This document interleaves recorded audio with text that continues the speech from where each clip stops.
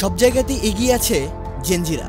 নেপালের সাম্প্রতিক রাজনৈতিক অস্থিরতায়ও সামনে এগিয়ে এসেছে তারা। প্রযুক্তি আর সামাজিক যোগাযোগ মাধ্যমে বেড়ে ওঠা এই প্রজন্ম এবার দেশ জুড়ে দুর্নীতি বিরোধী আন্দোলনের নেতৃত্ব দিয়েছে। 4 সেপ্টেম্বর নেপাল সরকার হঠাৎ ফেসবুক, ইনস্টাগ্রাম, হোয়াটসঅ্যাপ, ইউটিউব সহ 26টি সামাজিক যোগাযোগ মাধ্যম বন্ধ করে দেয়। সরকারের দাবি ছিল বিদেশি মালিকানাধীন এসব প্ল্যাটফর্ম থেকে রাজস্ব আদায় ও নিয়ন্ত্রণ প্রতিষ্ঠার জন্য এই পদক্ষেপ। কিন্তু তরুণদের কাছে এটি ছিল স্বাধীনতায় হস্তক্ষেপ। শুরুতে ছাত্র তরুণরা শান্তিপূর্ণ প্রতিবাদে নামে। অল্প সময়ের মধ্যে আন্দোলন সারা দেশে ছড়িয়ে পড়ে।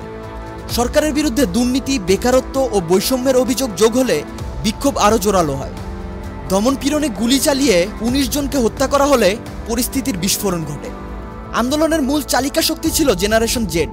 তাদের দাবি কোনো দলের হয়ে নয়, বরং সুশাসন, স্বচ্ছতা ও স্বাধীনতার জন্য এই আন্দোলন। যেখানে ফেসবুক, ইনস্টাগ্রাম বন্ধ, সেখানে টিকটক খোলা ছিল। হাজারো ভিডিওতে দুর্নীতি ও সরকারের ব্যর্থতার বিরুদ্ধে তারা সোচ্চার হয়। এসব ভিডিও অনেককে রাজপথে নামতে অনুপ্রাণিত করে। নেপালের এই ঘটনা আলাদা কিছু নয়। বাংলাদেশেও 2024 সালে কোটা সংস্কার আন্দোলন দ্রুত গণ অভ্যুত্থানে পরিণত হয়। শেখ হাসিনার সরকারের পতন ঘটে আর নেতৃত্বে ছিল ছাত্র তরুণরা। শ্রীলঙ্কায় 2022 সালে তীব্র অর্থনৈতিক সংকট আর দুর্নীতির অভিযোগে তরুণরা রাস্তায় নামে। শেষ পর্যন্ত গোতাবায়া রাজাপাকসে পরিবার সহ পালিয়ে যেতে বাধ্য হন। পরবর্তীতে 2024 সালে বামপন্থী জোট ক্ষমতায় আসে।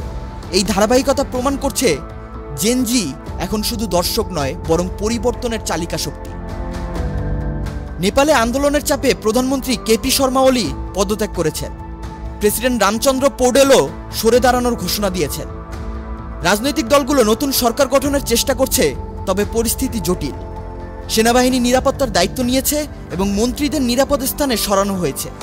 পোখরা বিশ্ববিদ্যালয়ের অধ্যাপক যোগরাজ লামিসানে মনে করেন, তরুণদের হতাশা ও কর্তৃত্ববাদী শাসনের প্রতি অবিশ্বাসী আন্দোলনকে তীব্র করেছে।